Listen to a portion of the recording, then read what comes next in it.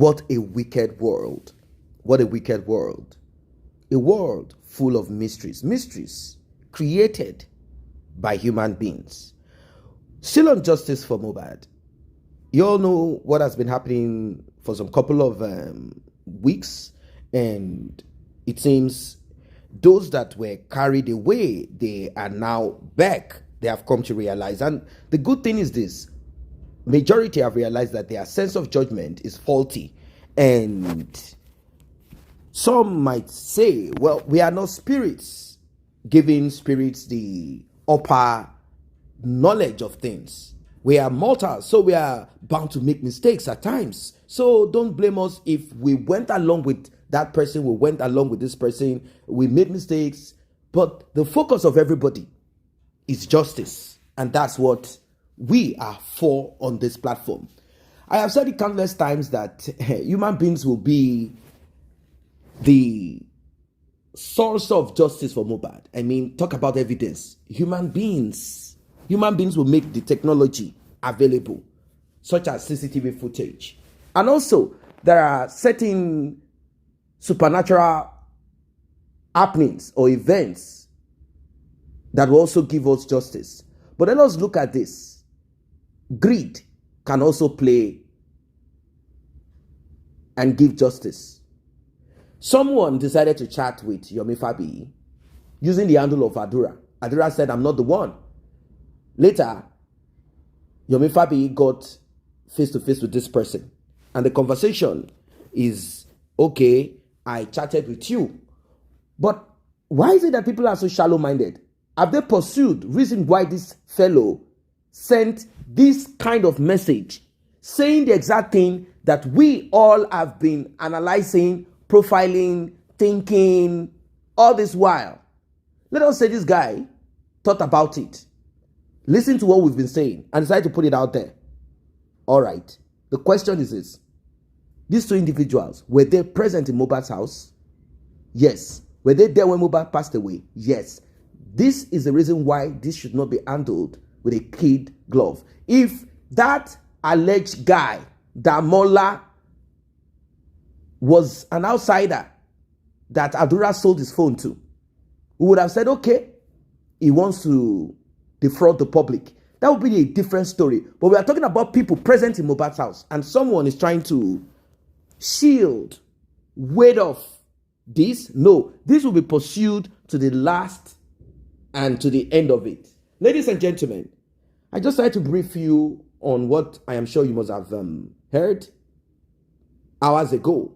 Here we have a new update on justice for Mohbad. It is serious. It is serious because fire is burning under those 14 people that were present in Mohbad's house, including Wunmi, because she has nowhere to hide. Right now, we are having a lot of confession and updates that I want you to be part of. You must hear this one. The other time they said they will confess if the governor can protect them, if this can be this. It has now become fire for fire. Nobody's protecting anybody. There was a time they were pampering Adura. Adura, confess. You will not go to prison. Just say, of course, this is the kind of style that police will use. They give you this friendship shoulder for you to be comfortable to confess. And then you are dealt with. Yeah. When people started complaining, they said, okay, you know what? If you cooperate with the police, we will reduce your sentence. Maybe this will be what Adura will be getting, or whoever.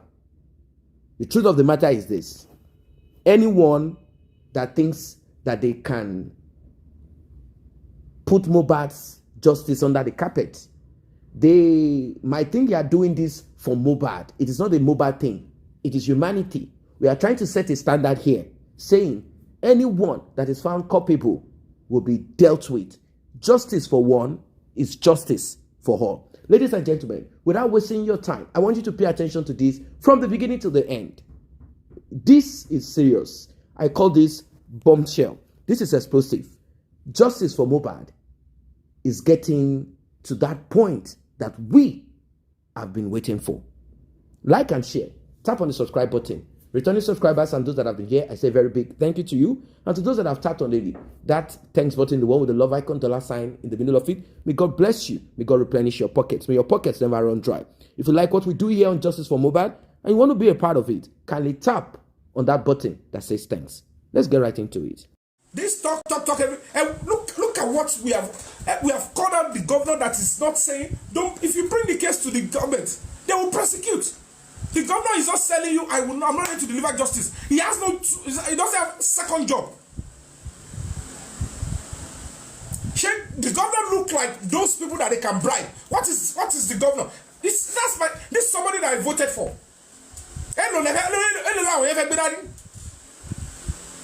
Àtẹni tó help wọn àtọwọ́ Mohbad.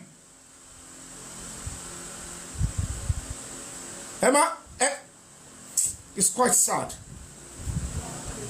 We must understand that the governor is working hard in so many areas and departments. He is too busy. So work needs to be done.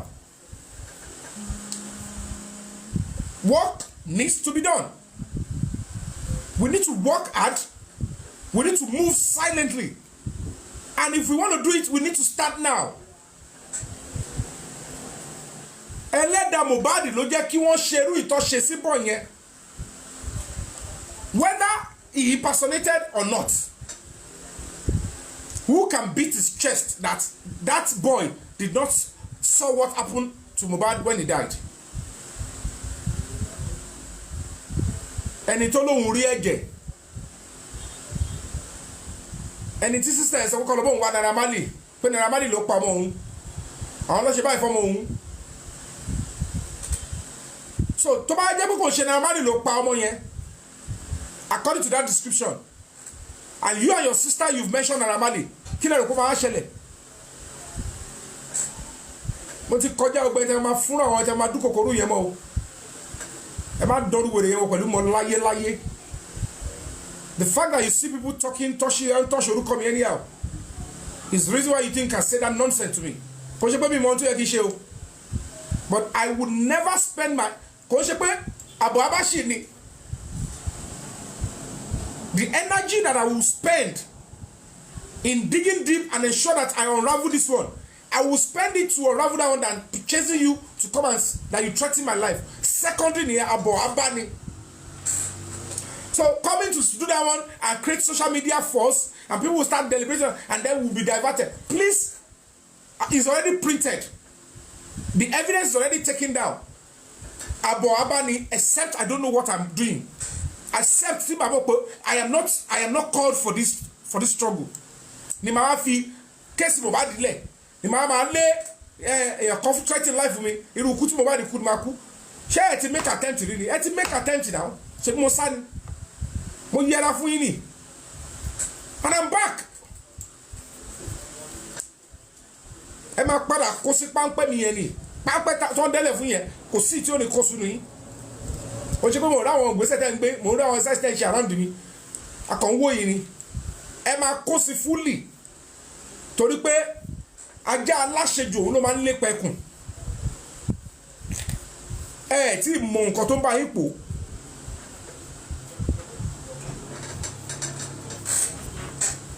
Tí mọ nǹkan tó ń bá yín pò. I was beginning to wonder, kí ló dé tí Mr. Muyiwa tó pèrè the power of attorney Baba Mohbad. I am representing the family. I want to mú ẹ fẹ́ gbà tọwọ́ mi. Sọ̀rọ̀ CCTV, the next thing, ẹ lọ threaten life àwọn èèyàn.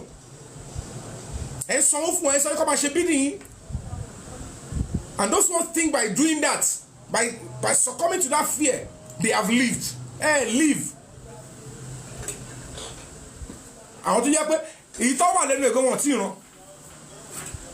So please, Nigerians, let us, no matter your perception about the Nigerian police, please understand that the Nigerian police are not guilty in this matter. I am not trying to hold brief for the Nigerian police. I am trying to tell you that we, the public, have a role to play. And if we play this role silently, and we move silently, and we cooperate, and we put the right resources It is all a case is not a crack. They deliberately came in between us and set up some young people to stay anywhere. They are on the payroll. Attack you. No public lawyer. No kid. There is no way we will do this. It's either I am working with a public lawyer or I get the right support and I get one of the radical lawyers to my side and we move. And why will we deliver? At the end of the day, it's not going to be Yorufabi's glory. It's going to be to the glory of God and to the glory of all of us that are justice fighters. I have shown it abundantly. I don't want to take any glory.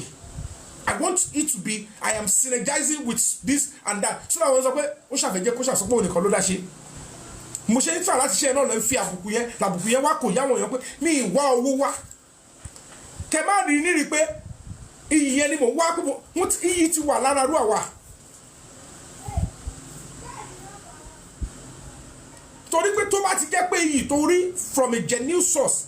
Kò sí olójú tó bá ti fọwọ́ ẹ̀ ṣe nǹkan ọ̀dọ̀tí ọkọ̀ bàbá try láti àwọn ẹ̀ma kí ló tó ń bẹ ní lórúkọ jẹ́ gbogbo ohun tí bàbá yìí ṣe ó sì lọ in the right way ẹnẹ́ support yẹ but ó ń lọ fi ṣe nǹkan tó right inú cause of justice for Mohbad kí ló dé táwọn èèyàn ṣe báyìí àwọn tó lójú ní ti mọ̀ pé àwọn arábí ni wọ́n kàn ń dáwọ́ ẹlòmíì ìbora ni because it's social media it's e-witchcraft ẹlòmíì ẹ̀rọ bóyá ń sọ ni tẹ̀ bá dé lórí comment section ó kọ́ máa jẹ́ kó wọ́n ṣá loud ẹlòmíì ó ní baritone voice wọ́n máa engage pé owó tó ń pariwo tó ń waste ohun ẹ̀ ládùúgbò yìí wọ́n bá máa lọ lórí social media nǹkan tó máa ṣe lélẹ̀ àwọn máa sọ nǹkan tó máa ṣe and everybody will start listening to that person.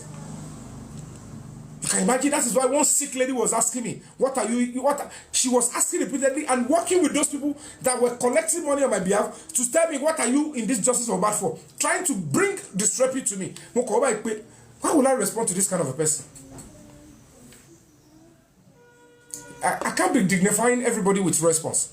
But as much as try to be humble, okay, anybody that asks me questions, but in anything, let me be responding to everybody. Okay, and responding to everybody is, look at this kind of a stupid question, but I don't want to tell her why you're asking this stupid question because baby Shebali, by other blogger, she attack her own email, attack me. I'm a public figure. Let me just ignore this person.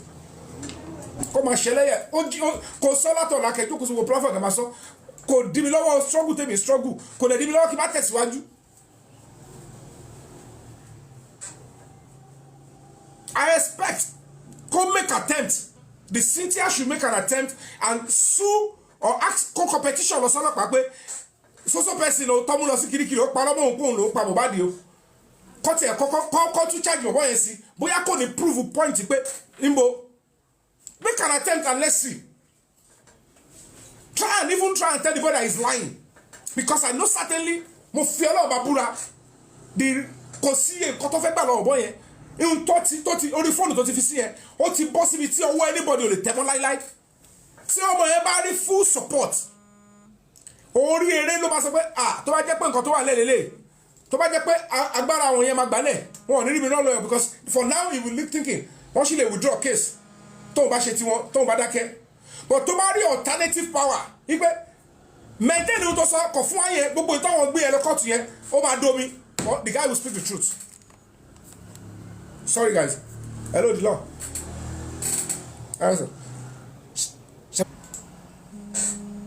Something must bring all of them together. Something must bring them together. Abosi, Tembeleku. Let me join them to start, sending threats. Let me join them to do nonsense. Let me join them to lie. Let me join them to do criminality. Something must bring all of them together. I want to tell you, Mogo, to know score the Pharaoh. To that they are also interested in the people to continue to be in what? In slavery. I was joining one. I got it on. And when they said, let's go to war, I was joining one. Let's go to war against Moses. Let me join them. Yes. Let me tell you. The Egyptians that you see today, you shall see them no more. Pharaoh beg on I will not tell you. They never made it back. And trust me, this is what is going to happen with Mohbad's case. I don't care how sneaky, how dirty, how criminal, how shady you are. I don't care the move you are making. You are going on a journey of no return because it is time. The truth and justice will be served. Mohbad will get justice and he will get it the right way.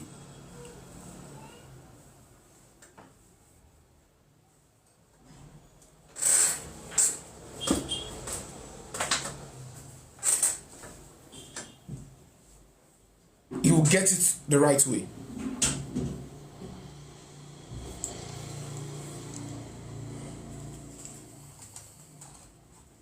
So guys, I'm going to say this because one of the easiest way they want to try the gibberish. Nobody should send any voluntary donation to my personal account. If you see anybody do that and they start posting it, this is one of them. Moshe Solensi. It is constitutional. It is okay for anybody to donate to an NGO. But please note it that they want to start again. They almost used that same pattern and you all almost fell. Nígbà tí ọ̀rọ̀ gànbọ̀ ṣẹlẹ̀, àwọn tó máa ń lò nìyẹn.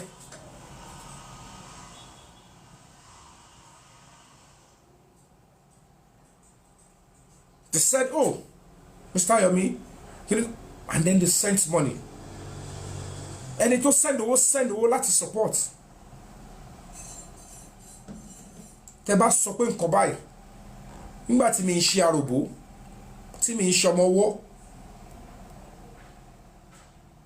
tábàjọ ń ja ogun, tájọ wà online, tẹ́ wá ní òkè wọ́n lọ continue jà ẹ́ offline. Bẹ́ ṣe sọ online, kọ́nà ni máa bẹ́ sí offline. Torí pé offline ni kọjá online. Gbogbo nǹkan gba ètò. Ṣùgbọ́n because inú ara wa ò ṣe é ṣí bí igbá àmọ́ lọ́bẹ̀ lọ́gbà àmẹ́ ṣàtàn wọ́n ní kí a máa ṣe bẹ́ẹ̀ pé ẹgíńjẹ. Ìbẹ̀lẹ̀ àwọn kan ti sọ pé that Yomi likes money. You that said it without knowing my background, and you said that gibberish, that terrible, dirty thing about me, particularly when you're saying it as if it's a statement of truth and fact, you have placed a cost on yourself and your children.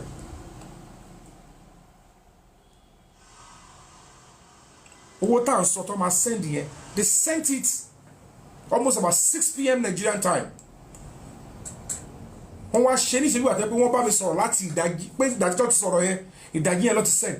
the truth is, I did not even receive it because no, I don't want it in my private account. No, it's all right. Maybe if I had known, I should just maintain. I said, she should. I don't know what. If I see it, I'm returning back. I don't want to receive it there. I don't want support like I'm giving Yomi. Give it to an NGO. Don't give Yomi. It's a trap. I thought you people were genuine. When you said Yomi take, we are supporting you. I don't want to fall because when this social media, we don't know who is who. They use it to just to slow me down. Because Tabati Yoye, everything I have been doing is 100% justice for Mohbad, and they are germane, they are the truth, and they are the right steps. In fact, I have gone beyond normal expectation. In spite of all those efforts and sacrifices, look at how they are trying to ambush me with that. No, because and I said no.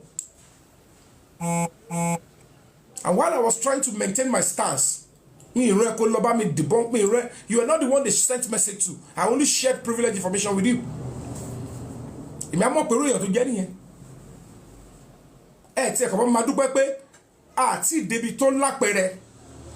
I would have shared something very vital with this person. Dear Loku, ola pe Adura ngba. Ti le more tolo se fun wa. Because some people's intention is even if I'm fighting, we can join them and be making money. When it now gets to this stage, because they feel like they will never get there. Somebody like anybody can message you if I say I have video and send me anything video. Only motion is share disclaimer. Somebody posts on the page and has been documented officially. But we need some process to here.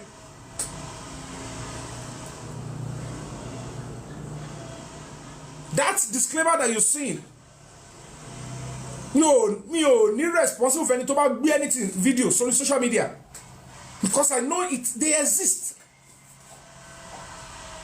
I will only pursue a legitimate route. Tí ò ní ṣe wà refuted in the court of law. Ẹ wò ó sì, nígbà tẹ́ ẹ sọ pé kéèyàn sáré máa gbé ní ti sórí kínní. Ṣèbí èèyàn kan ló gbé jáde sí, ẹ wò báyìí sáré change ẹ̀ kókò túnṣe ní ẹ mọ́. So tí o bá follow the due process of the law to establish and get it started to kàn sáré gbé sí social media, wọ́n máa change ẹ̀ mọ́ ẹ lọ́wọ́.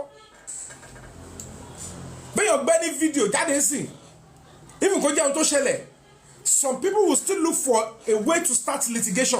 One lady, they'll go into a law. You mess up with a video of a dead body. You create public peace. I am an activist, a human rights ambassador. I must follow the due process of the law.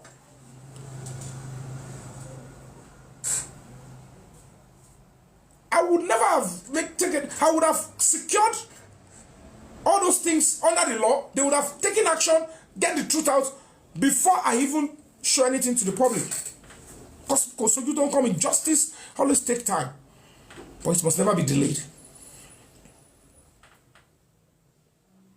It must never be delayed.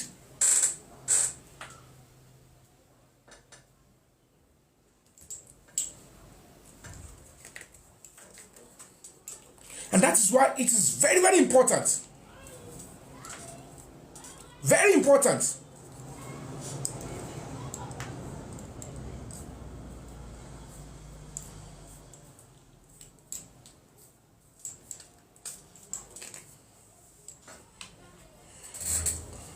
So, for every parent out there, in Yabiamo, oh yeah, goodbye now. I'm a good issue. We just start a good war. Àwọn ogun oríṣiríṣi máa bẹ̀rẹ̀ sí yọjú. Gbogbo àwọn tó jẹ́ pé they are with them. Tell me more. I will begin to see them in clear and in their true colors now. But be rest assured, I will never commit a single crime trying to draw justice out from Mohbad. And they will only make an attempt to look like I have done something wrong. I will make sure every person that make an attempt trying to make it look like I've done something wrong will pay to the last kobo.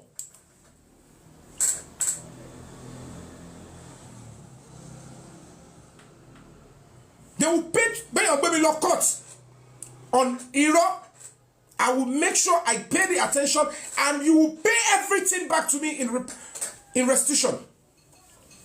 And you will know certainly if you try to mess up with my name with lies, I will do everything lawfully to ensure you don't try it with, not even me alone, with another person in your life again. Any illegal arrest will be paid for.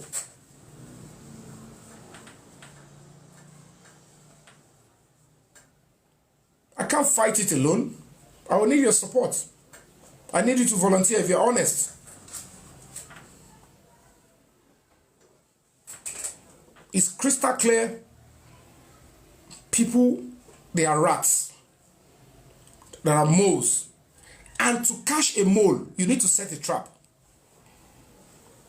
Who really they are?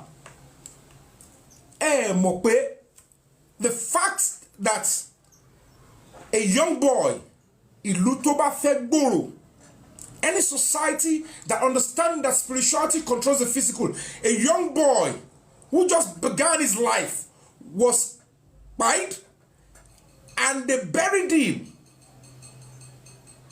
Even if he's an adult, assuming the body, it goes with a process to ensure that it does not affect the society. They now exhumed the body because they want to bring light and the truth. And the government is doing the right thing. The public stood by the government in spirit and in truth that you have done the right thing by assuming to force the government and the public to return the body back with cover up, with lies, it will come with consequence. And if you are that soul, you are trying to aid and abet whoever is making that thing to go that route, something is coming for you. Untoma jẹ́ òtí ó sì busy ó ń jẹ nǹkan kan lọ́wọ́ ni ó ń bọ̀ wá jẹ yín. Unfortunately ọ̀pọ̀nu yóò ní kú ṣùgbọ́n ohun tó máa ṣẹlẹ̀ sí lójú ayé àwọn ẹbí yà wá pé kí ló lọ tọwọ́ rẹ̀ bọ̀. Must you join evil people? Tó o bá lè dúró síbi òótọ́, can't you just stay away? Ebi wo ló ń pa ẹ́? Who are you mo lọ ti tó ẹ? Orí ilẹ̀ tí ọmọ tèmi àti yín jọ fẹ́ máa wà nìyẹn ni wọ́n fẹ́ tí òkú padà bọ̀ pẹ̀lú irọ́ ọmọ ọlọ́mọ kékeré tẹ́ ti wú. Ẹ lè máa run society bẹ́ẹ̀ yẹn kó má ní consequence. And that is why I'm going to tell you the governor of Lagos State will never support such. He is ready, the commissioner is ready and willing to deliver justice.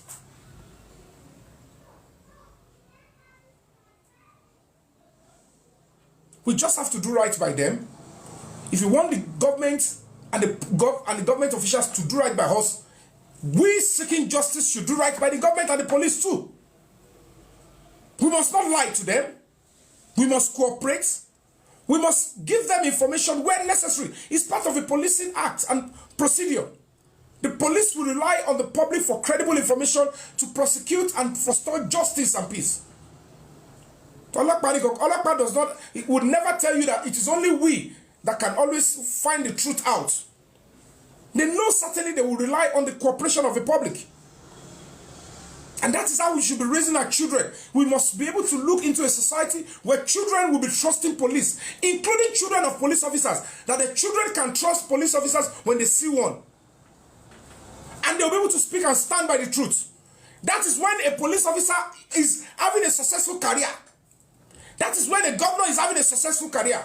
That is when an actor is having a successful career. But irrespective of what you do with that uniform or position of trust given to you, if children cannot trust the police because of your contribution to the Nigerian police force, you are a cost to this country. You don't deserve anybody's respect or regard. I want a society where when we see that, oh, a police officer is at the airport, is in the hospital, we will show respect because the sacrifice is extra and is germane. That is how I want to raise my own children. When they see a soldier that spent out of the 365 days, will be spending 300 days fighting so that my son can have a better sleep, can have a peaceful society, where my son needs to say, sir, after you. Don't worry, I'm secondary. Go and enjoy the comfort. You have suffered enough for all of us. That is how I want to raise my own children. And that is my duty. And that is why it is compulsory for me to be in this kind of struggle. Not because of any other thing. I want a society whereby my son will see a police officer and say, how can I be of help? A police officer tell me the truth without being tortured. My son will say, yes. My parents raised me. My father told me that if I should not even lie to police at any time. So if you are that police officer thinking I will join anybody to have a society where my child would think it is okay to lie to that person in uniform, I would never be scared of you, because I would never destroy the future of my child because I want to be scared of you. Because you deliberately want to destroy this country. Because you don't care. Because you believe everything is about your personal self, your personal aggrandizement. Because you believe everything is about, oh, I must be scared. You have to be scared of the sanity and sanctity of this country, because it is a body. And that is my background, and that is what I stand for. And that is my duty. And that is why I am doing this. And that is one of the reasons why I am in justice for Mohbad.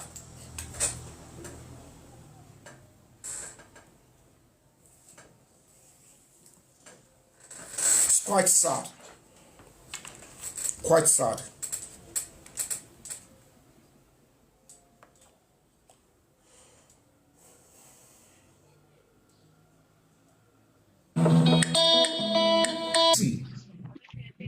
the validity of the video, if investigated, I should be chasing after who is impersonated or who is saying is being impersonated. When the thing that was being said to me should concern whoever is being impersonated. Adura and Mohbad. I expect him to be in court against that boy. Even at that station, I'm saying when the whole situation happened. So he cannot even be asking. He did not even bother to ask. And they never even told me what he said was a lie. He never told me in Koton Kosimi Eroni. The only thing was only impersonate. And because I want to impersonation on investigate. I need a better place where they would be able to establish prove to the ni to fe fuyo mi to ti fun de yen nbo ni to ku wa ibi ti ma lo to ma ti gbo oro yen the same Nigerian police no ma unravel e tori emi ni ma se court ti ma bere yen temi. So don't blame those that investigated in this one. Tofi gbebo wa lo si kini any competition ni pe un to se fun re won de ti ba okay, that is it on here. But I need to go. I mean, the same police will be the one to unravel that. In see, I have the duty to do it. My NGO has got the constitutional right to do it. We want to know. They should help us to investigate the veracity of that. That person was in the house when Mohbad died. By impersonating, then the video to corroborate gone wide here. They should dig deep and unravel the full video. I have right to ask the police to do that. Not necessarily those ones at the Lagos State Police Command. Where I will go, I must not speak it out. Who I will write to, if I say it out or show it, they will corner it and we will still go back to zero. Hello, sir. Mr. Yomi. I'm sorry, sir. I'm sorry, sir. Benny. Oh, yeah. Yeah. Hello, Mr. Yomi. Sir. The music, sir. Yeah. Wow. The music, sir. Hello? Wow. Ejo, mo fẹ́ jẹ́ kẹ́ sọ ẹ̀ṣẹ̀ mi nínú ọ̀rọ̀ tó wà nílẹ̀ yìí tẹ́ fi ń kó mi pọ̀ mọ́kàrí mọ́. You have always been my brother. I have always respect you personally. What? Don't bore me. Yeah. Are you listening? Yeah. Yes. You have always been my brother. You've always shown me respect. I've always shown you respect. You've been supporting what I'm doing. But the only problem, money pelue, most shall I find money, unti kubesi ori page, which is the account, the receipt to win. Money won't send the semi first. Money Emilio Ekoko send the see. Timmy Bati real lot. Timbari evidence see owó tó bá san fún mi. I'll be able to say, okay, I've seen the receipt. I'll be waiting for the alert. Money, but only page anyone to be below me directly. She me first pay me ori, knowing fully well that they've always been doing that. But they shall if we privately only Where about what you find more money? I'm just telling you. So low time with you want send away American time. It's 6 p.m. Nigerian time. So we go time don't be long because they don't even send the money. Hold on. Ibiti or lost the pages, they send the video to me. Or sorry, Ibito Yakoti block you, me Fabi Itipe. Obi, Timba Somepe, Uncoba any Karimoshe, Timmy would like. Toba Somepe, shaking lobby away. Go ahead and bury. Toba bury away, Toba lost soften, laying me. Toba, Paso you pay Musokobai. I might tell you, I don't understand what you're saying. You should deny it. But the fact remains that I want to be what Show borrow me. Jen got it. Hello. Good. Esa. Nígbà tí Karimo tó wá bá yín sọ̀rọ̀ Yèyé Kudi àti Bossman. kí ló dé tẹ̀yìn ẹ̀ ṣe ti kọ́lẹ̀ out síta káwọn èèyàn ti mọ irú èèyàn tó jẹ́ tó yẹ pé ẹ ṣẹ̀ wá ń sọ ẹ dé lè expecting pé kémi má kọ́lẹ̀ out because I am seeking for justice mo dẹ̀ mọ̀ pé Yèyé Kudi àti Bossman yẹn they are your enemies.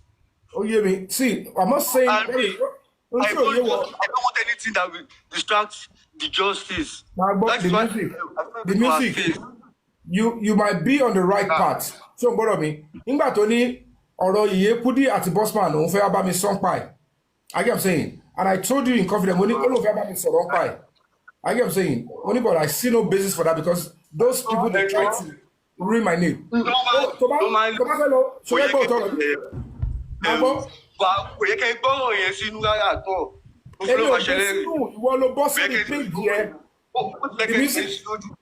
You went on your page and you said, "Oh yeah, kò ti block èmi ti pẹ́, èmi ṣe gbá kan mo wá pé tó bá sọ̀rọ̀ tí mi bá sọ pé tó lọ́rọ̀ ṣé kí n bẹ̀rẹ̀ lọ́wọ́ ẹni yẹn." I said it because hold on, yeah, because when you denied it, nígbà tí káyé mo wà ń bẹ̀, mo feel ridicule bí wà tó yẹ pé mo jẹ́ òmìnira mi ò rún ẹ sí máa gbọ́ ó wá jẹ́ pé mo rún ẹ sí àbí mo ní kó lọ sọ fún. I want justice. No, èmi máa sọ white fire sọ ni. Máa gbọ́ time minute yẹn lè má work pẹ̀lú time tèmi. Don't mute me. Who is muting me now? Don't mute me. You understand? Ìwọ ló rò pé time tí wọ́n fẹ́ sọ yẹn time ní gbogbo nǹkan. Tí máa rò pé tí bá sọ fún. Okay, ẹ̀gbọ́n ya lórí tẹ tún ṣe wá lọ trust Kàrímọ́ pẹ̀lú ọ̀rọ̀ yẹn pẹ̀lú ọ̀rọ̀ tàdúrà yẹn. Ẹ mọ̀ pé yàtọ̀ fọ́tò yẹn tó gbà ṣẹlẹ̀ ni mo fi mọ ẹni tí. Kí ló dé pé Kàrímọ́ náà lè tún wá lọ trust pẹ̀lú nǹkan báyẹn? Alákọ̀ọ́kọ́, it's a good question to béèrè. The public, everybody said, don't discuss anything with any other person than Kàrímọ́. Èmi ti finú wénú mo believe pé n tí ẹni yìí ti sacrifice tó ti kẹ̀yìn sí ọmọ yẹ kò mí sí gbogbo ẹ̀ kò lè dà mí. Even inú tí àwọn kan mi tó ṣe tó bí mi inú tí mo sọ fún ẹ at that time mo ní secondary ni mi ní láti máa gbà mí gbá ọtí. I get what I'm saying, let's just let it go and then let me just continue until we get justice. Until ìgbà tó fún ẹ̀ hàn mí because èmi máa ní pé kó lọ send ìkíní ẹ̀ and I wouldn't have sent to her. I was only trying to verify pé number one inú ilé yẹn ṣé òótọ́ ni ṣé òótọ́ mi.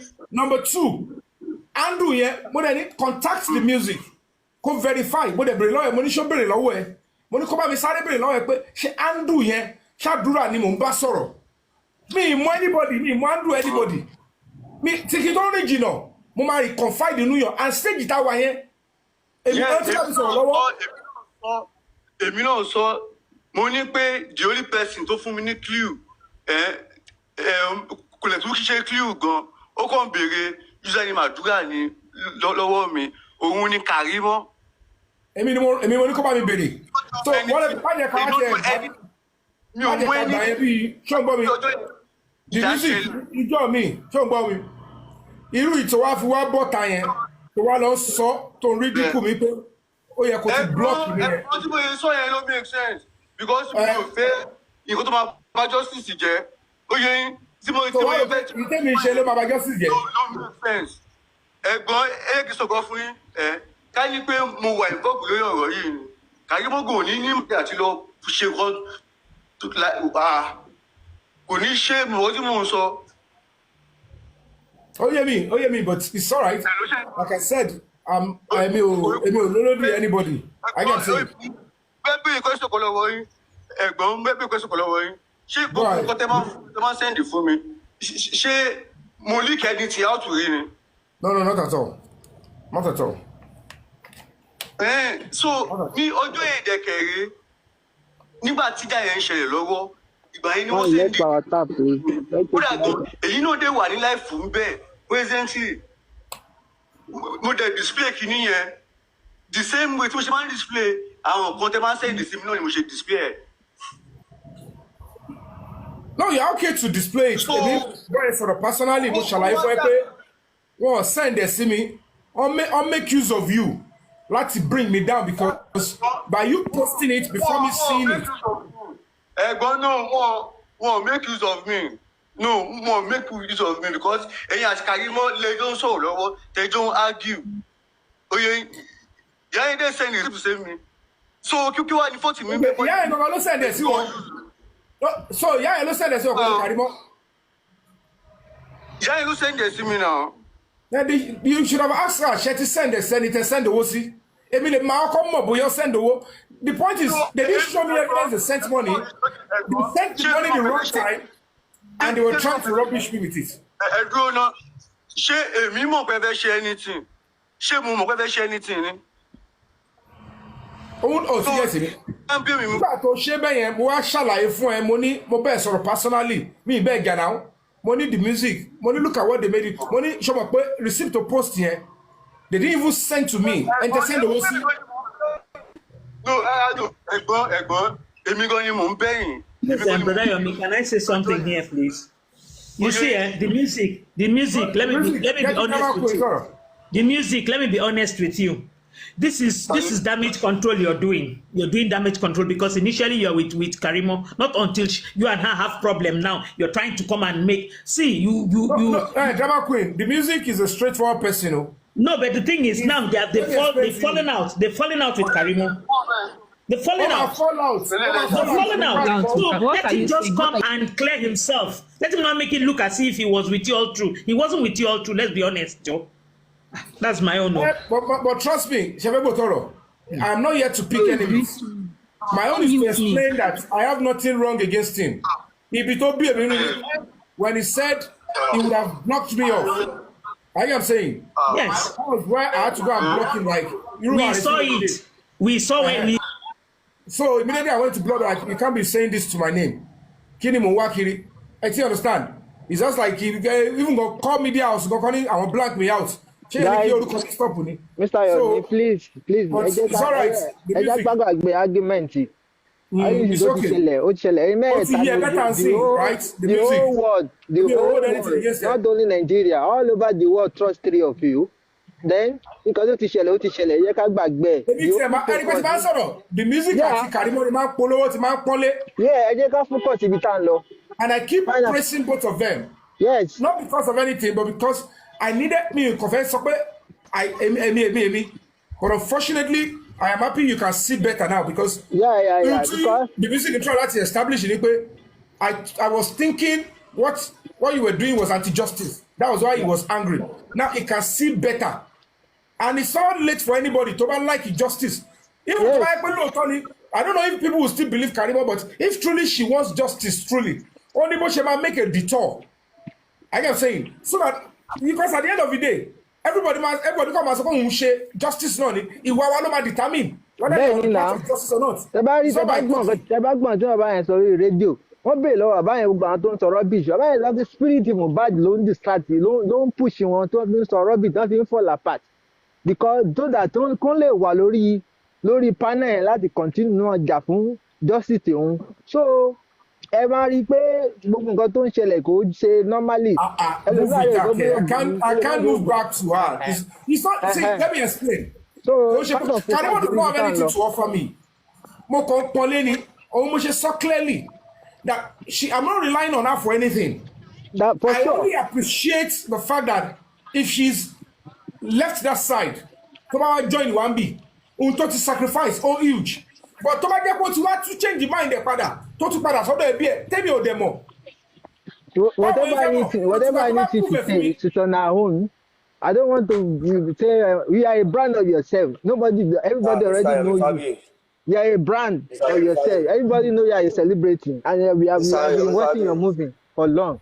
So all I need to say, anybody say.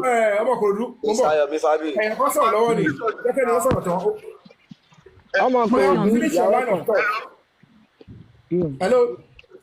Sir, nǹkan tẹ́mi lè sọ fún yín ni sir pé ẹ wo bí everybody wọn ẹ̀bí kọ̀ mọ̀ pé. I think the music is still talking. Olori, is the music still there to talk? Yes. The music can talk. You have the panel. Music, round up. Emi Ate will sort whatever it is. The music, you are the man, you are fighting for justice. Everybody know the music. Kí ló fẹ́ fa ni pé mo wá sí live mi ẹ̀yin jẹ́ kó ọmọ kan máa sọ̀rọ̀ sí mi. Kí ló ṣe tẹ́ kẹ́ ṣe gbogbo èrè yìí báyìí? Kí ló rí? Mo wá sọ̀rọ̀ live mi ẹ̀yin jẹ́ kó mo ṣì kó máa sọ̀rọ̀ sí mi. Ọmọ wo ni ẹ?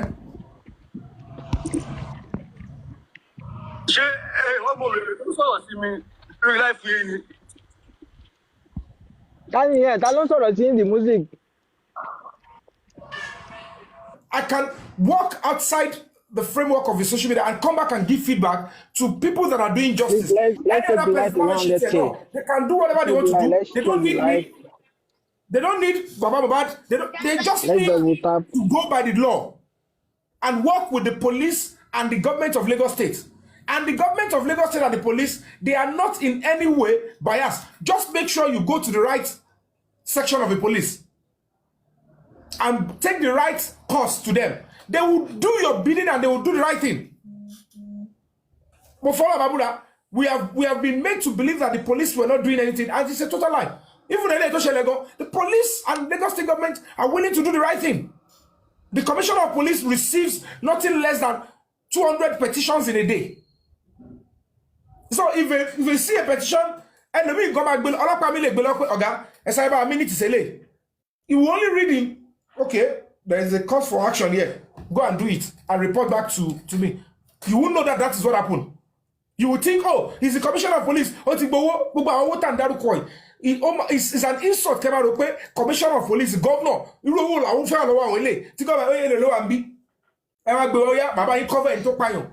It will make sense. But when we want the government to face one particular case, so there are many reports on Shell Estate. Government will tell you, no, it doesn't work that way.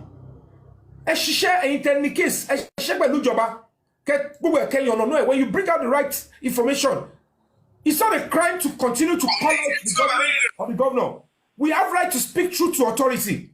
Anybody that is working in government position, a governor, a senator, a commissioner, a police officer, a soldier, and you don't want to be criticized or people should question you, you have no place in those positions. If you are proud, arrogant, or too, you are full with gratitude, you don't deserve in public position. Please, can I talk? Please, can I quickly say something, please? Please go ahead. Yorùbá lè máa fi sọ̀rọ̀. Ó ti yé yín. Ẹ̀ka san gbogbo ilé àti mọ́tò san bí báyìí. Mr. Yomi, at this point, ṣé ẹ̀yin ò feel pé I need the public lawyer? Yeah, I agree with that 100%. Mr. Lati said he muted that idea, and I supported him. All of my car were fi ọ̀rọ̀ ẹnu kan fi gbari ọwọ́ yàn. What changed them? What about that lower? Because he sought advice. Lọ́wọ́ àwọn tó wà nù ayé. When they gba advice here, he was supposed to take action. The only problem was they shunned me. Let me pray for anybody. And they are doing the right thing. And that is why I was able to say, when they realize that justice is not being served, you will see it in their adrenaline. And you're killing my bishops. The only person don't share balabala. And double agent, only the book here. Don't forget it. Don't be lobby. Because she didn't do the nonsense. I can say. I want to rubbish. Mr. Yomi, please, can I quickly submit my submission? You don't banana plantation. Don't Mr. Yomi, orúkọ ẹ̀ now is Buki Monkey. Ó ti yé yín. Buki Monkey là ń pè rà. Buki Monkey. Ọkọ̀ ṣe tánọ̀dì, ẹ̀kọ́ ṣàbàṣà. I don't apologize. To go back para sojú kan. And let's get justice. Uncle Yomi onípátá pupa. Pátá pupa ni. Ọgbà tó ní pẹ́lẹ̀ tí mo bá òun fẹ́ gbọ́ tẹnu wọn ni. A máa pè ní Buki Monkey náà báyìí. Tí káàdì mọ́ Buki Monkey. Fi kọlẹ̀ jáde because èmi àti ẹfẹ́ gbọ́. Ibi tí Mohbad getting justice kí n sọ fún ilé ni. Òun ni pé àṣírí Karimo tó tú yẹn. tí gbogbo yóò kò lè yé yín ẹ̀kọ́ lẹ̀ pé mo sọ lẹ́ni pé ó ṣe ohun tó ṣe yẹn pẹ̀lú gbogbo ó bẹ̀rẹ̀ sí sáré àdúrà kiri kan yẹn tí ò bá ṣe tí àdúrà ò débẹ̀ tí ò ṣe èmi tí tòótọ́ justice for Mohbad would have ended there but ohun tó ṣe yẹn gangan ohun tó ṣe yẹn that is where Mohbad will get justice and mark today's day down that I said it and I will remind you ẹ̀kọ́ táwọn yẹn gan lẹ̀ ibi tèmi ti dúpẹ́ lọ́wọ́ Ọlọ́run tí mo kúnlẹ̀ mo rábàbà mo ní Ọlọ́run ṣe o because. ó yẹ kí n sọ̀rọ̀ mi tán ẹ jọ̀ọ́ mo ní nínú public lawyer tá a fẹ́ lò ẹ mọ̀ pé lọ́ọ̀yà tó lè bá wa ṣe iṣẹ́ yìí ó ní lọ́ọ̀yà tó yẹ pé ó sán lórí ó ti yẹ yín like kì í ṣe lọ́ọ̀yà tó yẹ pé kò gba gidi náà máa ń pè irú wọn bí irú VDM lọ́ọ̀yà yẹn àmọ́ bá a ṣe lè get máa yẹn. ṣé mo tọ́ tí a máa gbà tẹ̀sán lọ́ọ̀yà kan lè báyìí tẹ̀sán lọ́ọ̀yà kan lè fún yín. Ó yẹ sọ fún wa. wọ́n ti suggest ẹ̀ fún Mr. Lati I am saying ẹ gbàgbé anybody ti bára wọn jà tẹ́lẹ̀ ẹjọ́ yẹn kúrò. I'm not attacking anybody here ẹjọ́ o. ẹjọ́ gbogbo yẹn kúrò at the end of the day owó àtàní the justice ẹni pé kíní ẹ ti gbá wa sójú kan gbogbo àwọn tó ti fi ìwà wàrà tó fi bàjẹ́ ó ti gbá wọn sójú kan torí pé táìmù ti fẹ́ tó ni o ó ti ń dojú ṣúṣú báyìí fùrọ̀ ti fẹ́ là o ó ti ní kọ́mù sọ nọ́mbà máa bá ọ̀pọ̀lọpọ̀ ìmí máa gbókìtì báyìí ẹ̀rọ bóyá olùmágùn ni Mohbad ló ń ná wọn ní igi so at the end of the day mo kọ̀ mọ̀ pé ẹni tó pa Mohbad gbogbo àwọn tó mọ̀ pa ẹ̀ wọn ò tí ì lè kọ́ rí ikú báyìí kọ́ dìbọn ikú máa yọ wọn pé kò tí ì tó time ẹ máa gba gàrí ẹ gba máàmù gàrí yìí pé ẹ lè wá lọ kú sẹ́wọ̀n o àbíkẹ́ pọ̀ pé ẹ ní justice yẹn ò ní sáà kó tó di pé wọn ò lè kú wọn máa try ni wọn máa try káwọn fẹ́ para wọn tó bá dé stage kan wọn ò ní kú. Ikú ló máa pa ẹ́ tí kò bá ti pa ẹ́ pẹ̀lú ó máa gbá kú Mohbad kú ni wọ́n lórí burúkú mo ní ká gba lọ́ọ̀yà ó ní olóṣì ní God protection ṣọ́ọ̀gùn fẹ́ pa ẹ́ ni mo ní ká gba lọ́ọ̀yà ó sọ̀tọ̀ kú. Mr. Lati ni kí ẹ lọ bá tó bá wò pé okay I should handle it I get what I'm saying but tó máa le jù ní pé we have to be careful ẹ ti understand in trying to engage interfere engage yẹn that particular person tí gbọ́dọ̀ sọ until tá bá engage tó bá ṣe débi kan tó act because láì dónà pinnu tó bá jẹ́ ni tó ti wà nínú ayé tó ti gbajúmọ̀ jù tó bá lọ báyọ̀ kan sí kejì wọ́n á tún pè onítọ̀ yẹn pé help wọlé lè ṣe fún wa tẹ́lẹ̀ bá wa máa dá kéèsì yẹn nù so tó bá fi dídé èmi ni ẹni tí ó ṣe ń wá tó yẹ pé radical lawyer níbọ̀ tó ṣe ń wá orúkọ òun ló lè deliver o a máa láti avoid ẹni tó lórúkọ àbí san àbí èèyàn tó jẹ́ pé mo máa mọ̀ ṣùgbọ́n ẹni tó wò báyìí pé àní èmi náà fẹ́ build the only way I can become a reasonable lawyer is to stand on a case put my life on the line and stand by the truth to the end tádájọ́ kan máa báyìí pé ẹ wo ta ni lawyer ta ló mọ̀ rí cosmate lásán mi ìmọ̀ àwọn cosmate ẹ̀ tá bá lọ pé kó bá ṣe kọ́ ó léwu ṣùgbọ́n ẹni tó máa pè wá pé mo mọ club tẹ́ni yẹn wà àsán nìyẹn mo mọ association tó wà Lagos Sound Tennis Club ló wà Yorùbá club ló wà wọ́n kọ́ lọ jókòó sẹ́gbẹ̀ẹ́ ní sà ipò ọ̀lẹ́fẹ́ ṣe ojúlórójú ṣàánú kọ́ ló máa jẹ́ káà máa ṣe gbogbo wàhálà tá a ṣe. If we play by emotions and not objective, no justice for Mohbad, and that is why I am grateful to God. Àní ẹ lọ kọ́lẹ̀ pé mi sọ́sẹ̀ ọlá àdúrà because ta ló máa ever sọ fún mi pé irú Karimo tí gbogbo yàn Mr. Yomi a sọ fún yín o ẹ̀yin àti Karimo nìkan ní ìjọba ṣe ní ti lọ tí mo dẹ̀ ló pé mo ti dé èbúté at least mi ní sọ anything síta mọ́ mi ì dẹ̀ sọ anything but I was careful mo ṣe dé Nàìjíríà nígbà mo dé Nàìjíríà ló ṣe mọ̀ pé mo dé Nàìjíríà kò mọ̀ pé mo bọ́ Nàìjíríà maybe nọ́mbà bá tẹ̀ sí bà mí gbogbo ìgbésẹ̀ tí mo gbé and some other steps I was taking ìdí tó ṣe ń pè lólúwọlé tó ní bóyá fake ni because kí ni ẹ̀kọ́ sọ pé Yomi now to show ẹnu kò I was trusting her but kí ni ẹ sọ pé you are the one on the front line show ẹnu kò tó bá ti ash tó ti materialize then òun ló máa kọ́ gbọ́ kẹ́nìbọ̀dì tó gbọ́ àṣẹ Ọlọ́run ló ní pé kí n tẹ if not ni the only thing tó fẹ́ pa èmi àti ẹ̀ pọ̀ ni pé tá bá débi tí a ti nídìí key money ṣùgbọ́n mo dúpẹ́ lọ́wọ́ Ọlọ́run pé àwọn ìgbésẹ̀ kan wà tó yẹ pé mi fẹ́ sọ̀rọ̀ jù ẹ̀yin tèmi let's get a radical lawyer with no kò ṣe pé kò lórúkọ tiẹ̀ but kò ṣe ẹni tó máa lè máa bá pé ó yá come and sell your future come and sell your future. But Mr. Yomi ẹjọ́ mo fẹ́ bèrè kankan báwo ni kinní yẹn ṣe link sọ́wọ́ àwọn ti bíbà like gbogbo message tẹ́ send yẹn báwo ló ṣe link out sọ́wọ́ àwọn ti anti justice yẹn tó fi sọ pé kò yẹ kán mú àdúrà. ìyá mi ìbéèrè ńlá lẹ béèrè like I said. mo ti ń béèrè ọ̀rọ̀ yẹn láti jọ yìí ní ìrẹ́yìn ọ̀dà mi lóhùn. lọ́wọ́ àwọn kinní you are part of the people that said this is the only person I should relate anything to. Can't get it. And èmi ò parọ́ mọ́yàn wọ́n ní the music is ṣe nǹkan kan tó bad ó ní àwọn information lọ́wọ́ kò gbé jáde. In fact he was trying to protect me more.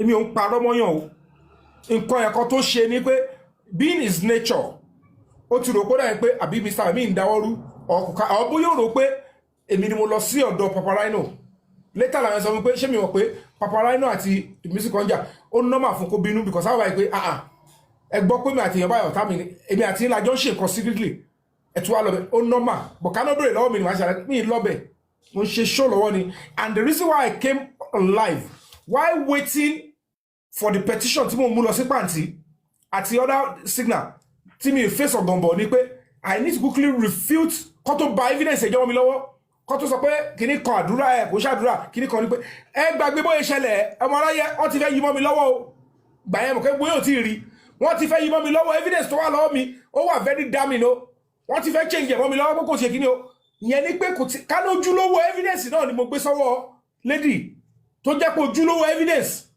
wọ́n lè ti pààyàn gan kémi tó mọ̀ in fact wọ́n ti súnmọ́ mi gan wọ́n ti yin ọ̀tá mi gan torí wọ́n bá kíní yóò gbọ́dọ̀ bọ́ta torí ń tọ́rọ ń jọ sí nìyẹn kó tó di pé mo sá lọ bọ́ ṣe rò pé àbí kíní tí ẹ ti wà lọ́wọ́ Yomi ẹ lépa tí mo fi sá lọ sí ọ̀lù tí mo sá lọ Felix kó tó di pé mo gbéra lọ síbi tí mo lọ dọ́jì sí inú ilé tí mo sùn yẹn tó sọ pé àwọn àṣẹ fíìmù bẹ́ẹ̀ ibẹ̀ ni wọ́n ti fi mọ́tò gbé mi ó di airport lẹ́lẹ́ because people don't know tí bá ṣí ẹ̀ pẹ̀lẹ́ ní first òun máa sọ pé ẹ ṣì ní sùúrù tẹ́ màmá ní sùúrù yẹn wọ́n ti ọmọbìnrin bó mo wà wọ́n track mi down síbi tí mo wà kẹ́mi tó mọ̀ pẹ̀lú àwọn Mr. Muyiwa yẹn máa ń track èèyàn down wọ́n máa ń wọnú database wọ́n á kọ̀ ká mi mọ́bi tí mo jókòó sí ni èmi àdó bóyá mò ń bá kárì mọ́ sọ̀rọ̀ hafa nsìn kí ni ká move ẹ ní sùúrù kí ni kan torí the next thing is to say level ìtì wà ń lẹ̀ ò kàrí mọ́ ó yà lọ bá àwọn ará public I need owó afẹ́ lift ẹ̀ táìmù yẹn ló máa kú sí ẹ̀yìn àwọn fèsì ní pé hafa wọ́n ní àwọn pù yẹn lágbára gan èyí tàtúnṣe yẹn wọ́n tún ti block ẹ̀ so ẹ̀ tí lè mọ̀rẹ́ tọ́lọ́ ń ṣe. So if somebody like that could come out and say èmi competition lọ sí pàǹtí pé mi competition sí pàǹtí pé fake ni ó tún yí gbé ayé ó ní mo pe commissioner deputy commissioner ṣé máa yẹn ò pè mí kò sẹ́ kò báyìí pé kí ni gbogbo pàlà yìí ṣé wọ́n ní tí mi gbára lé ẹwọ́ ẹ tí mo gbára lé nígbà tá a dé command tí ma dé command ibi tí wọ́n ní àdúrà kìíní kan àdúrà kan kìíní lọ nígbà tí mo play audio invitation tí mo play fáwọn yẹn pé invitation tó send mi lélẹ́yìí o ẹ gbọ́ invitation nígbà tó ti níbẹ̀ wọ́n ti sẹ́ndẹ̀ sáwọn ọlọ́pàá yẹn wọ́n ń play nígbà tí ó ṣe pé Wunmi kọ́ ló wà ń bẹ̀ wọ́n pé wẹ́ àwọn ilé ìmòfin these are law enforcement officers they know it's an invitation if it is written to me I will post it if it is audio invitation it's my right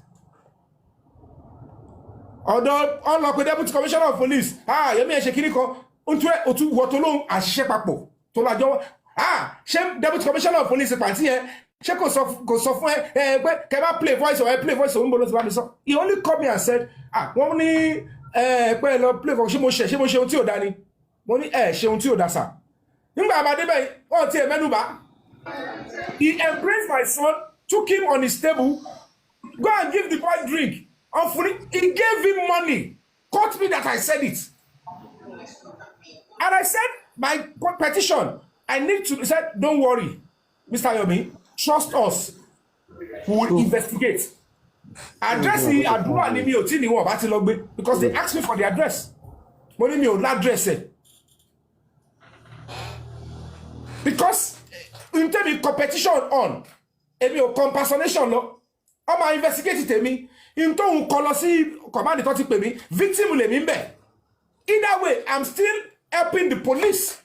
And the police are helping me by doing the right thing. They treated me with respect and dignity. All they were trying to do, Mr. Yomi, they were trying to establish it. And they're like, you have to follow instruction. Investigation. Can't waste time. Can't me. Affecting investigation. I said, beautiful. How they are doing the investigation on that one, I can't put mouth. Me, in interest. It's their duty to do that, and I won't talk about it. But the other one, they are not talking about it, and I understand. So it is our duty as public, if we are interested in the content of that DM and the video, we have to write a petition now, not just at Kosipanti, we can write to other bigger place. Tabati le kosi bigger place. Tó mo bi ta kosi títí tó fi take action. Gbogbo ìtàn ṣe exercise yẹn wọ́n ní controversy. Because as we speak, I have right to still maintain that it was you, Adura, that messaged me. And normally on a good day, you are supposed to be interested in the content of the message. And that video, if truly you share the same blood with your brother and you want truth and justice for your brother, but to read to bat le teshomo content message here atikini here, oh my job wa te pa ara e lo nba wi. Òun ni ìyá yẹn ṣe pọta sọ pé ikú tóun máa kú àtàwọn ọmọ òun irú ikú tí Mohbad kú nìyẹn tó kú yẹn. Èyí tó ṣe mú bí ìdí ọ̀bọ. Ó ṣẹnu bí ẹnu àtẹ ọ̀run lá. Gbogbo àwọn ṣe justice e bo ma ṣe ní pàṣàpàṣà. Back to send aloro yẹn, back to send aloro. Ẹnu èmi náà mú o.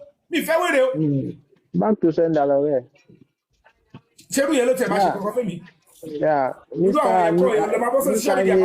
any issue, let us be. Yìí tó fẹ́ máa padà fẹ̀mí ara ìdílọ́pọ̀ nu wọn because tó bá ti gbé ọwọ́ tí yẹ kó gbé. Èmi mò ń jà fọmọ yín. Ṣé Mohbad ló máa ń bí pé okay, don't fight for me. Ṣé mi ní sọ pé Mohbad ṣé òye kó ya wèrè? Ó dà ìwọ gan fúnra ẹ̀ gan ò lè stop. Mohbad fúnra ẹ̀ gan ò lè stop mi mọ́. Kọ́kọ́ letters mi pé don't continue to fight. Màá ní òun ṣe exercise. It's not even your case, Mohbad. It's not even Mohbad's case again. Kábọ̀sì bọ́ sí bàbá ẹ̀. Kábọ̀sì bọ́ sí kìíní kan ṣadé. It's the state aráàlú. It's us. So we must pursue it and we must cooperate. Forgive one another. Forget about whatever anybody has said before because at the end of the day, it is still part of a struggle. People will disbelieve you, they will hate you, they will misunderstand you, they will do anything until you prove yourself. And you must earn respect. Ṣọwọ́ náà ni mò ń wá tí màá ní mo sá lọ mo tún padà owó náà ni mò ń wá yẹn. Ẹ gbàgbé ẹ̀ náà ká ní pé Ọlọ́run ò gbà ṣàkóso ni bó ṣe máa fi ọ̀rọ̀ owó 250 naira 250 52 naira 50 kọ́bọ̀ tó máa tún fi wọ́ olú ẹ̀ wọ̀ kú wọ nìyẹn. Torí ète obìnrin ni nígbà tí ó rí pé òun ti jábọ́ jù òun lòun ṣe ohun tí ò dá òun lòun ṣe double agent ó kàn switch sọ́rọ̀ owó ni ṣe é gbà láti abẹ́gbà láti owó tí mi ì rà láti ẹ̀ torí pé àti bẹ̀rẹ̀ òun tẹ́ fi ń bring me down ni mi ì rẹ̀ rí tòótọ́ mi ní mi ì rí ọ ti record lọ bẹ́ẹ̀ ni ìyá kan bẹ̀rẹ̀ sí sọ kí ni kan mo kú sáwọn ilé lọ́mọ ṣáwọn àgbàlagbà lélẹ̀. Why will you do this? This is an actor. So, lọ sínú industry kẹ́ gbọ́ pé Yomi owó involve Yomi pẹ̀lú any actor. Mi kò ṣẹlẹ̀ rí ní ayé mi. Baba so will tell I would rather fight for you. Tó bá ti jẹ́ pé ọ̀rọ̀ owó lọ bèrè lọ́wọ́ honorable mi. When I was PA and essay to Honorable Mogoro Elagbara at the Lagos State House of Assembly, mo defend ìyá ọ̀rẹ́ mi.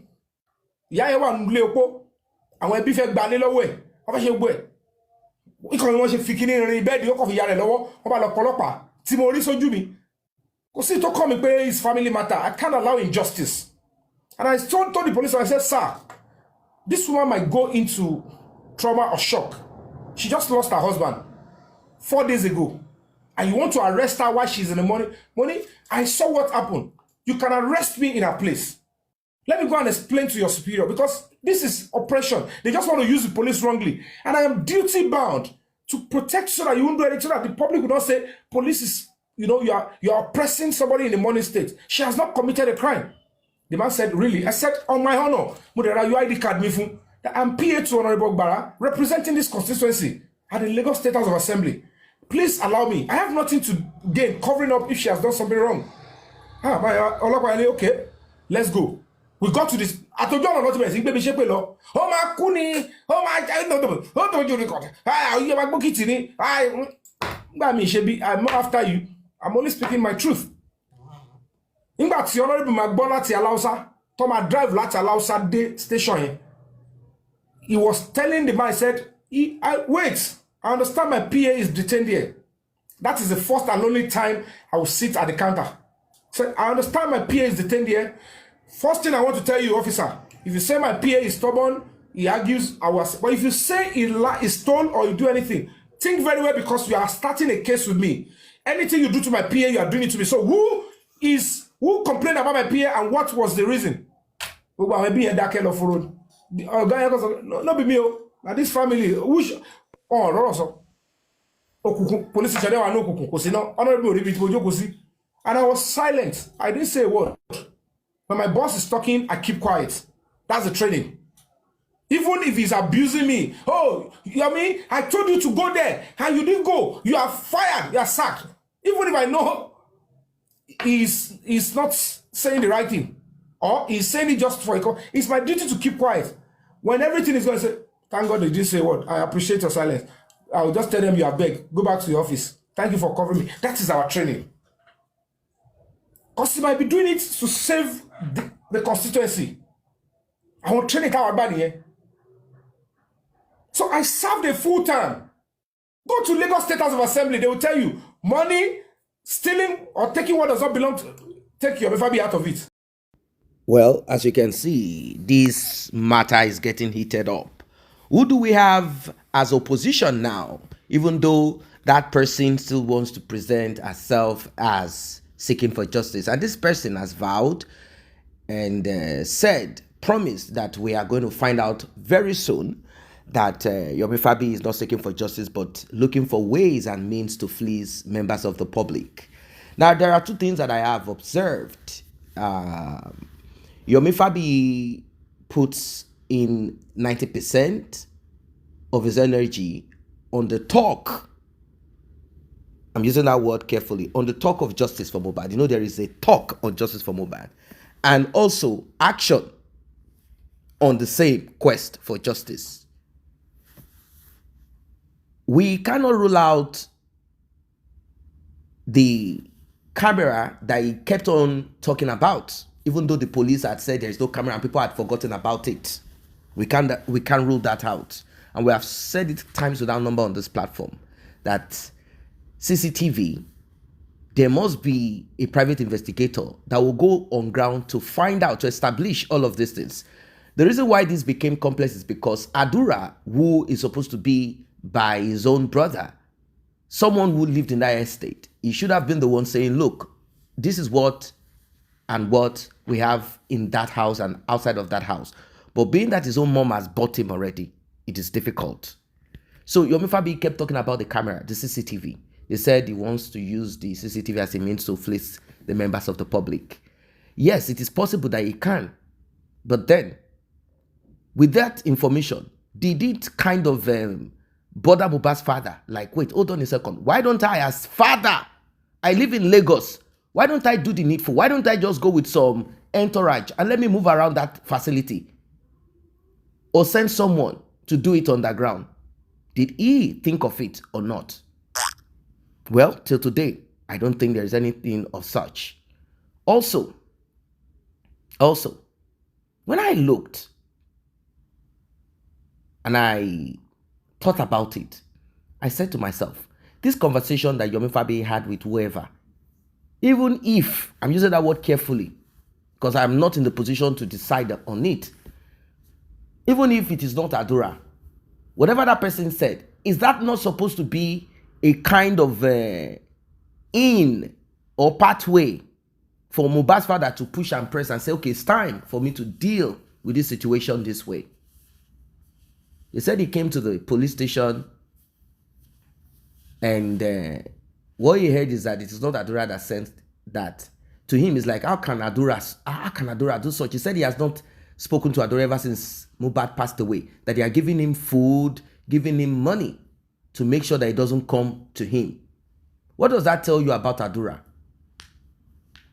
Maybe Mohbad's mother had done something on Adura to keep his mind focused on, hey, that woman can be dangerous. But if that is not what it is, Adura is just a useless son. Adura is a useless son. He's a useless son from what we are seeing, unless there is something else that we don't know. So, Yomi Fabi is making it clear that Karimat was planted herself as a spy. And her thought is, I'm going to sit over them, manipulate them, join Mohbad's mother and father together so that my own sister can be protected. She sacrificed her family publicly, her mom, to give people that thought that she's a credible person, someone of integrity. So sad. So sad. But it is what it is. I, for one, I am of the opinion that if we really press and push on this matter, we will get somewhere with it. Let this be the opening towards confirmation, let them all be grilled. Let them be grilled so that we can arrive where we are supposed to arrive to. I don't know what your thoughts are as regards this one. It's getting heated up. You heard Yomi Fabi, you heard what guest, you heard what all of them have posited. Some of them are even, they used to be around Karimot, and now they have realized that the train has left them. So they are all scampering, running helter-skelter, so as to catch up with the next train. Why? They do not want to be at the other side when the crossfire begins. They want to be in that place where relevancy, where focus is. And right now, it seems the direction is towards Yomi Fabi. Every one of them have their own fan, believer, followers. They all have found their